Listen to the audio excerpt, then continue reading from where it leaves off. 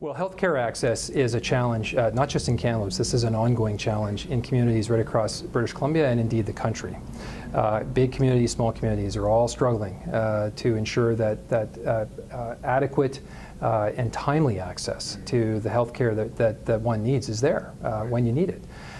In Kamloops here, I think the whole question of access to healthcare really begins with first ensuring that you have world-class health care facilities, and that's why I'm so proud to be part of a government that from day one has consistently supported the Royal Inland Hospital redevelopment plan. We said we would build Phase 1, the clinical services building. It's proudly standing in Kamloops today and is serving patients. We recently announced the $417 million Phase 2, the patient care tower, and that building will be proudly standing in Kamloops within the next 5 years. So having those world-class facilities is first and foremost, I think, what you need to ensure you're able to provide the best care possible, but they're also key recruitment tools to attract healthcare professionals to your communities in the first place.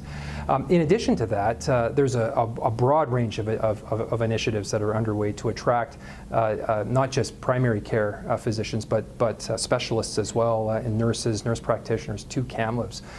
We are very proud of the Southern Medical Program, for example, that is now cycling 6 residencies, 6 medical students, through Kamloops every single year. They do their final year, their residency here in Kamloops. The last cohort, all 6 made it clear that their intentions were to stay here in Kamloops and practice, and they are fanning out into the community. We announced recently an action plan for primary care access, which provides a number of strategies. We're going to increase the number of locums and fund those so that they can be placed in practices around the community. The nurse in practice concept is one where over a dozen practices in Kamloops have expressed desire in welcoming nurses into their practices. So those are important. The practice ready assessment program, we have said we're going to open that up to bring foreign trained doctors in to do their practice ready assessment in Kamloops. That will add some additional capacity. We established the HealthLink line here in Kamloops, the 811 service. So that has now got thousands of Kamloopsians being connected with healthcare providers in the community. And last but certainly not least, we are committed to establishing a number of healthcare centers in Kamloops. The first one is open now on Tronquil and the North Shore. The second one will open very, very soon.